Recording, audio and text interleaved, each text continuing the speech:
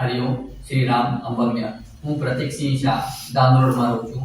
અમે 2019માં નાથદ્વારા ગયા હતા, રાજસ્થાન નાથદ્વારા।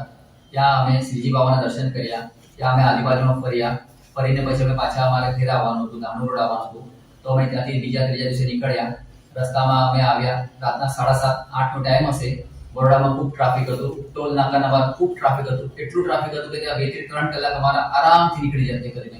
પણ એટલામાં જ અમે બાપુને પ્રાર્થના કરી, બાપુ આ ટ્રાફિક એટલો બધો ટ્રાફિક છે કે આ ટ્રાફિકમાંથી અમને બહાર કાઢો, જેથી અમે દાણો સુખરૂપ અમારા ઘરે પહોંચી જઈએ કરીને। એટલામાં તો અમારા આગળ એક ટ્રક જતી હતી। એ ટ્રકે સાઈડમાં કટ મારીને એના પાછળ અમે ગયા અને અમારે ટોલ નાકા નીકળી ગયું અને અમે એવા ફટાફટ નીકળ્યા ત્યાંથી કે અમને ખબર જ ન પડી કે અમે કેવી રીતે ટોલ નાકાના પર ટ્રાફિકમાંથી બહાર આવી ગયા। ટ્રાફિક હજુ એવું ત્યાં એવું જ હતું કે નહીં, પણ અમારી ગાડી ચાલતી જ રહી।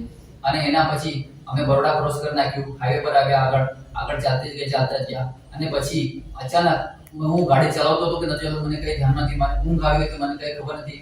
હું જ્યારે મેં ઘડિયાળ જોઈ તો ઘડિયાળમાં 1:45નો ટાઈમ થયો હતો અને મારી ગાડી જોઈ તો અરે ગાડી તો દાણો આવી ગઈ કરીને। મેં વિચાર કર્યો કે ગાડી કોણે ચલાવી હશે? પછી ધ્યાન આવ્યું ગાડી તો મારા બાપુ જ ચલાવી લાવ્યા અમને અહીંયા સુધી, અને અમે દાણુમાં પહોંચી ગયા કરીને। મેં કીધું કેટલા સુખરૂપ, કેટલા સારા છે બાપુ। બાપુ ડગલે ને પગલે અમારો સાથ આપે છે। બાપુ ડગલે ને પગલે અમારો સાથ આપે છે। આ કામ ફક્ત બાપુ જ કરી શકે છે, બાપુ સિવાય કોઈ નહીં કરી શકે। કારણ કે મને તો ધ્યાનમાં જ નહોતું કે હું જાગતો હતો કે ગાડી ચલાવતો હતો, સૂતો હતો કે શું કરતો હતો, પણ સુખરૂપ હું દાણો મારા ઘેર સુધી પહોંચી ગયો।